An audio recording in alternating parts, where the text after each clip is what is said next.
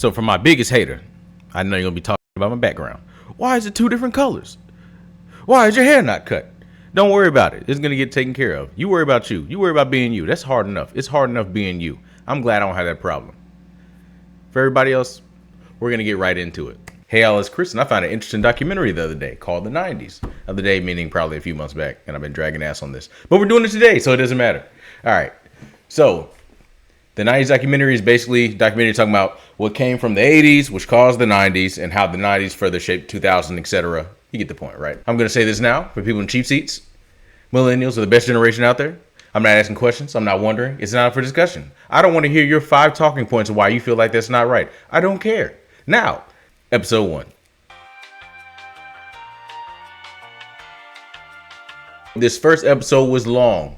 If you want to get me into your documentary series, please just give me an hour-long episode. Don't give me an hour and 30 minutes. I don't need all that. I want a little taste. Let me taste a little bit when I get in. Don't hit me in the face with too much stuff. I remember going through this like, damn, like it's still going? I'm only halfway? Give me a little taste. Bring me in. Reel me in with like a hook, like a fish. Reel me in. Don't try to snatch me because I'm going to pull back and it's not going to work. Don't do that. But regardless, episode 1 covers how TV was transformed throughout the decade.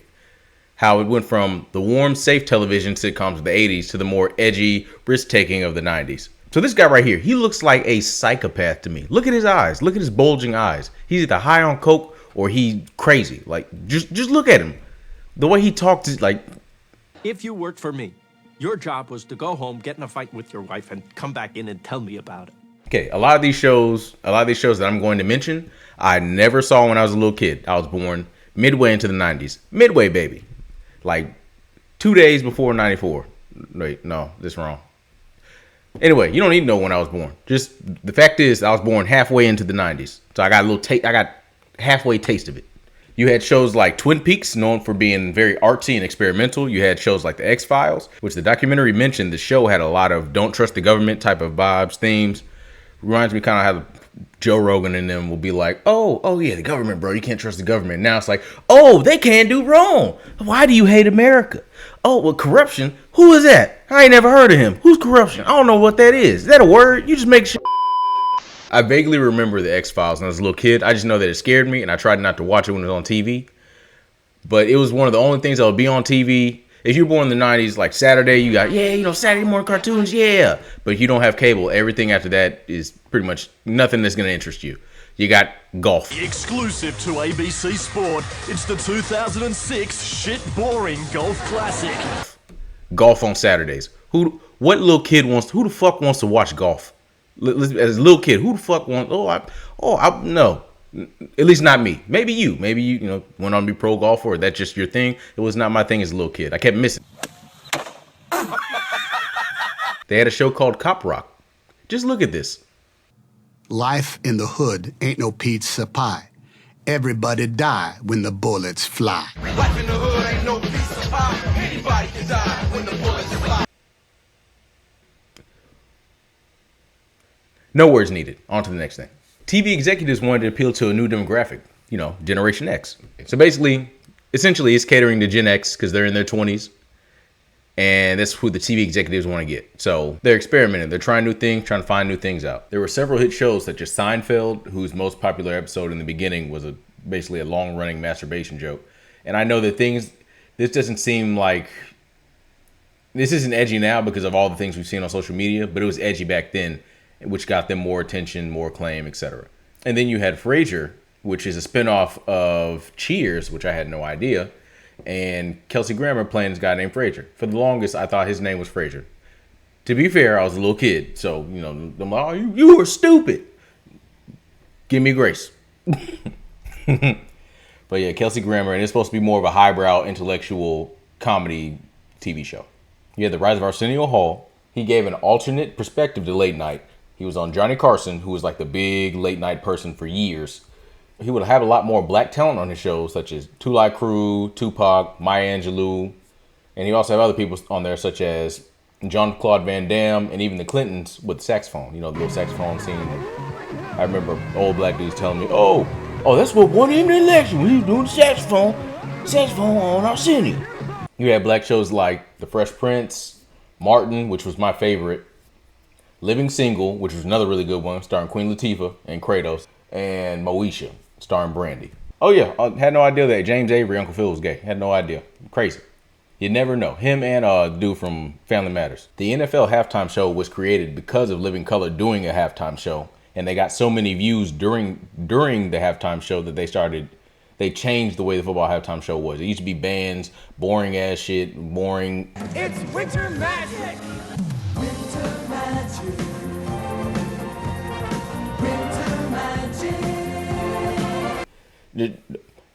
Mediocre, that's so disrespectful. I can't say mediocre bands. It's rude. Yeah. Living Color was a show produced, written, and starring black people and Jim Carrey.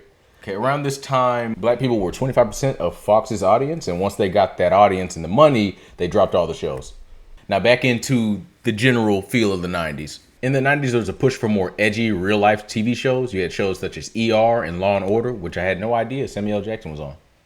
Yeah, that was interesting. I want to go back and look at some of those episodes because I saw that. Oh, yeah. If you don't know, I'm kind of a film buff. So like people, Samuel L. Jackson, Denzel, Quentin Tarantino movies, Stephen King movies, just wonderful. Love them. But anyway, off topic. Another shift in the TV landscape is that corporations bought up major TV networks, broadcasting news, etc. Someone in the documentary used the phrase news opera, essentially saying that now the networks sensationalize the news. Have you ever seen Nightcrawler? It's basically that. That's basically what they're saying. Oh, we need the rapid crime wave. You know, they want views, they want eyeballs on what's going on, so they use fear.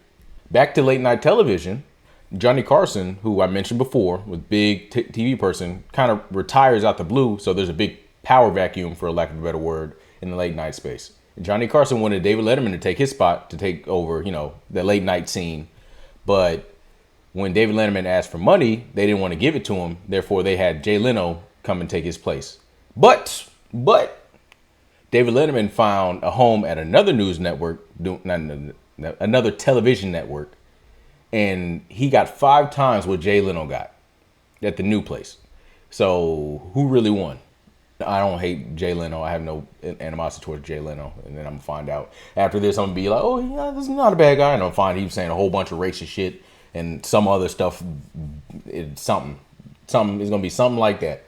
It never fails, bro. There were also other players in the late night space, and with that comes congestion. And so sadly, Arsenio Hall lost his show along with some others. You also had the growth in cable television climbing to 150 channels from the 50 back in the 80s. And with all these different channels came diversity. So you had channels and shows catering to certain audiences. So for example, kids shows. You had All That, watched that all the time. Amanda Show, definitely watched it all the time. You had Doug, which I was a little too young for, but I watched a little bit of it. You had Hey Arnold, which I watched quite a bit of. For example, they had shows for kids like All That, love that one. Amanda Show, that used to be my favorite. Rugrats was the orange tape that I got rented from Blockbuster from my grandfather. You had Def Comedy Jam with HBO Max, not Max, HBO before it was Max or whatever. Or maybe that's just a service. Anyway, regardless, HBO had Def Comedy Jam. LGBTQ had Will and Grace. Teenagers had Degrassi. Reality shows, you had The Real World and Next, which I should have never seen as a little kid. For the hoes, you had Sex and the City. For the swingers, you had Real Sex on HBO. Everybody gets something. Everybody got something. And I could not end this without mentioning certain shows such as Friends, Full House, which I never watched and still have zero interest to watch. Family Matters, Everybody Loves Raymond, 90210. You had The Sopranos, Oz. That's it for episode 1. Let's get into episode 2. This episode is primarily about music, if you couldn't tell by the title. It starts with the rise of Nirvana, the rise of grunge music, which I personally feel is heavily influenced by Jimi Hendrix, just by the way. Just compare them, you'll see what I'm talking about. And goes on to talk more about the music in that decade as a whole. Just like the TV episode, everything in the 90s with music became more diversified, more niche. We got a little flavor for everybody. Here's some examples of different music you had. Gangsta rap, grunge music, R&B. They even talk about EDM a little bit. They even mentioned this dude named Moby, which I remember ASAP took one of his songs and did a beat over. That happens a lot with rap, actually, if you haven't noticed. Okay, then they also had several different artists at the time that were real popular. They had Mariah Carey, Backstreet Boys, Beck. Never listened to Beck, I don't think. Britney Spears, Selena, Christina Aguilera. One thing that they mentioned specifically is the rise of female rappers. So you had Missy Elliott, which was my personal favorite at the time. MC Lyte, another good one. Queen Latifah, Lauryn Hill, another favorite. So there's a dude in the clip talking about how they didn't have to be shaking ass, and They were respected as artists. They didn't have to shake booty or wear low cut blouse. then first thing I think about is Sexy Red talking about coochie pink, booty hole brown, Brother, look, just nasty ass music. What's that term that people used to use? Yuck somebody else's yum. I used to have a coworker. He thought she was sexy as hell. He liked her. I think she's gross. I wouldn't touch it with a 10-foot pole. But hey, to each their own, right? Another thing they talked about consistently was the authenticity of the bands. So with the 90s and things being more experimental, people got to try more stuff, and bands, there wasn't so much money pushed into it, or at least at that time yet, to where people couldn't authentically be themselves and authentically make the music that they feel. I listen to like broad spectrum of music, so I haven't had this problem lately, but a lot of time, like, I don't know, it was like 2020 or 2021 around where all the rappers sounded the fucking same. All the shit was sounding the same, where even T-Pain was on their ass when they were playing music for him. stop! You're not original! Give me some original shit! Stop sending me this bullshit! And then get mad when I fucking don't like it! Anyway, I like this video, lots of nostalgia, whole bunch of Missy Elliott songs I used to listen to. Actually was talking about this with my friend the other day, how a whole bunch of that music is dated now. Like, not like it's bad, but you can tell it was in a time period. Like, listen, I remember I was washing dishes, listening to one of the Missy Elliott songs recently, and I was like, first one was like, okay, it's good, still cool. And the other one I was like, I'm thinking I'm good. I'm not gonna go out of my way for it. Not saying it's bad. I'm not saying that. It's just, it was a product of its time, and so now it's kind of aged. But anyway, knock this one out. Let's get to the next one. So episode 3 and 4, this one's going to be brief. They both primarily touch on politics. Episode 3 deals with Clinton. Episode 4 deals with H.W. Bush, Bush's daddy. Episode 3 with Clinton talks about his private decisions outside the presidency, controversies, and his conservative Democrat-leaning decisions. And ends with getting topped up by Monica Lewinsky. And then episode 4 deals with H.W. Bush, how he handled the Gulf War, and how he kind of fell out of popularity. How he fell out of popularity with the public, and how Clinton ended up winning the presidency. Let's get on to episode 5. This episode goes over several different videos before and after the dot-com boom. Companies like Microsoft, Apple, AOL, Yahoo, and how these companies pushed the internet toward what it is today.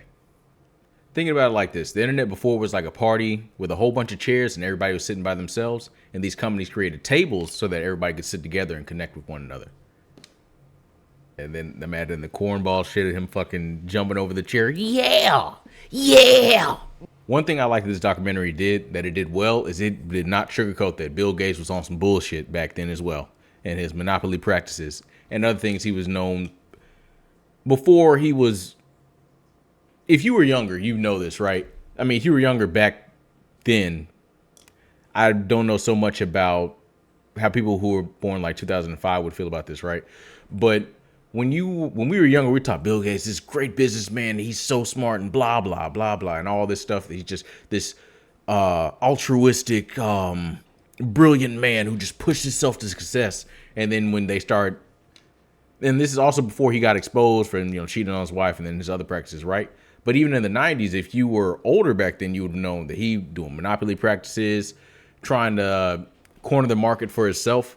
So it's not, a lot of these people are very good at branding themselves, if that makes sense. Long story short, before, he was seen good, great, altruistic person. Now, bad, evil, sterilize everybody. We got to get them vaccines in. Let's go to Kenya. Yeah, goofy shit. That's what he's on now. So yeah, people are always talking about how East Coast, West Coast rappers in the West Coast in the 90s. Nah, these tech companies were beefing. Silicon Valley and Seattle with Bill Gates were fighting. Bill Gates was banging a little too hard for the set, ended up in court with the U.S. government. Some other things that happened. Steve Jobs gets kicked out of Apple for so many failed products, and then he comes back and takes it over. It was a wild time. So even with me talking about how, remember, at this time period, I'm 94 baby, right? So I'm not aware of anything going on around me at this time period. is reference to big business, right? And so at the time, they couldn't stand Bill Gates' ass. I think, yeah, was it Europe? Yeah, he went to Europe and got a pie in the face. Smacked him in his face with a pie. Yeah, they couldn't stand this man. They thought it was evil. What was unexpected is Microsoft partnered with Apple, their competition, in a purchase of $150 million of non-voting Apple stock and agreed to continue developing software for the Mac platform. This not only helped Apple out, who was hurting for money, but it was an attempt to gain some goodwill for Bill Gates and Microsoft. I have a special guest with me today via satellite downlink, and if we could get him up on the stage right now.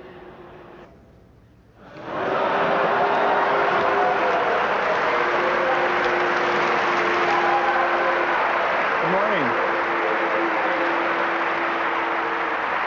Also, next time you see a rating system and somebody gave 2 stars to some product that didn't work on Temu, thank eBay because they set up the rating system. Okay, so this episode is about several terrorist acts that took place in the 90s. And you know, we want to talk about terrorism, you know, for all of you that want to use that 15%, 60%, you know, what about this one right here? What about this list right here? What about this list right here? I just want you to just read that and reassess your life. So essentially it's going to be a long list of terrorist acts in the 90s that stood out, right? Ruby Ridge, Randy Weaver. I recently watched a Wendigoon episode about Randy in Virginia. Wait, is the guy in, it's Idaho. Yeah, where the fuck I get Virginia from? If I remember right, it was a dog heard them. They got the attention of the dog, then they got the attention of the little boy. The little boy had a gun. They shot and killed the little boy. A shootout ensues to where Randy and his whole family end up in their house and they're shooting at each other. Randy's wife dies in the process. Somebody of a sniper thinking they had Randy. And they end up surrendering. So it's, long story short, it's clusterfuck. Due to some people in the organization who are so gun-ho about getting somebody that they cause 1, 2, 3. I think one of the CIA agents may have got shot. But we'll say 2 people dead. A guy, a mother and a son are dead because y'all are too gun-ho. Once again, Randy's leanings, piece of how I feel, but they were wrong for what happened. The Ruby Ridge standoff. The World Trade Center bombing. The Waco, Texas siege. The Oklahoma City bombing. The Centennial Park explosion. They even tried to blame the guy who found the bomb. Like, yeah, you're incentivizing me not to help you. That's dumb. Now next time I see it, oh no, I'm not gonna say anything, and then people get blown up. Stupid. Yeah, similar to this. Well, this is different. That's the McDonald's snitch in New York City. I don't feel bad for him. Like, oh, they didn't give me money. But if you want people to snitch, you're not incentivizing them to snitch because you didn't give them any money. Now, next time something like that happens and y'all trying to protect the oligarch, people are just gonna let them get shot and not care. Yeah, Luigi Mangione. Yeah, just a long list of things. Oh wait, there's more. I got beside myself. The Leewood school shooting, the ATL family planning bombing, and 2 I want to also mention, which they still deal with terrorism, but it's more on a foreign level. Is so the rise of Bin Laden. There was a bombing at the Kenyan embassy, and there was also a bombing in Tanzania. What the fuck they have to do with the U.S. policies, I still need to look into that. Yeah, just a long list of terrorism that went on in the 90s. See all those things I listed, millennials? See, things been bad. It's just staying its course. It's not worse. It's been like that. Just, we see more of it with social media. And then for the people born into this, it don't feel like you have it worse. It seems like it's been on par. Humanity's gonna be humanity, right? We finally get to the last episode. Something I want to note is I remember being a little kid and hearing, this may have been like early 2000s, maybe. But I remember people being upset with Rodney King because after being beaten half to death, you say, oh, can we all just get along? And you sound very timid and weak. I just want to say, can we all get along? Can we get along? And I remember that making people angry. But on the other hand, you're not a speaker, and now the city is on fire because people are so angry with the policies and things that have been happening. So I understand both sides. I understand you wanting someone to stand up and be strong, and I understand you not sure what you need to do, and this is not your area. So I get it from both ends. This one's kind of hard for me to watch, me being a black person, all the racist stuff going on in the 90s, trauma porn, for lack of better words.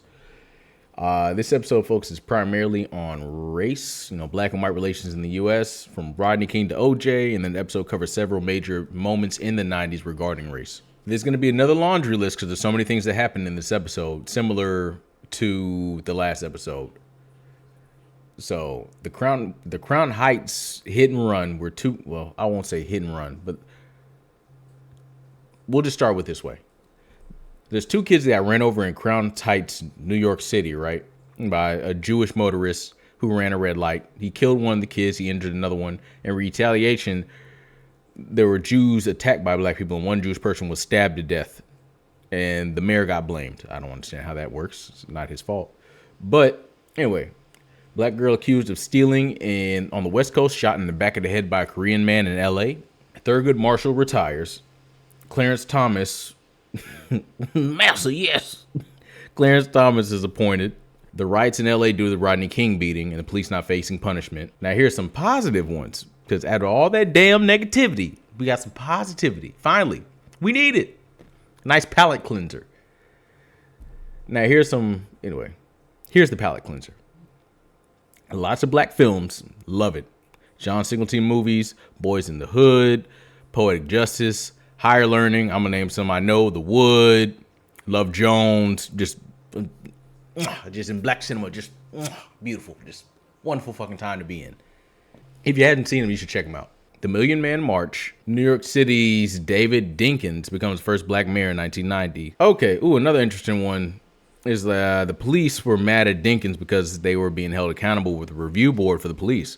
And that makes sense to me. They just keep you from fucking around. Makes sense to me. Unless you want to do some bullshit and get away with it, I don't see why. I mean, there's no people hate red tape, but I'm sure it's more than that. With my life experience, it's definitely more than that. And then often here also, or at least I've learned from people, like people that are pro-police are often equal to anti-black. They just use that as a buffer. Because if you don't already know, after the Klan, I didn't want to say start dying down, after they... Is scrutiny the word? I need to go back and look. But a lot of people were hanging up, I won't say in the 60s, a lot of people were hanging up their white coats and putting on police uniforms. And so I'm sure that just bled into the culture of policing, but policing itself started as slave catching. So what's the difference? Yeah, Proposition 187 in California targeting migrants. This is supposed to be the palate cleanser. What the fuck? Yeah, no health care, no public education. November 1994, overturned in November 1999. Post-racial America, my ass. The 90s documentary was an interesting watch. I was born around this time period, and there's a lot of things I learned from this documentary. A lot of nostalgia hits. It's definitely worth checking out, and until next time, I'll see y'all later. Hey, this is Chris. Hope you enjoyed the video. Like and subscribe, and see you in the next one. Take it easy.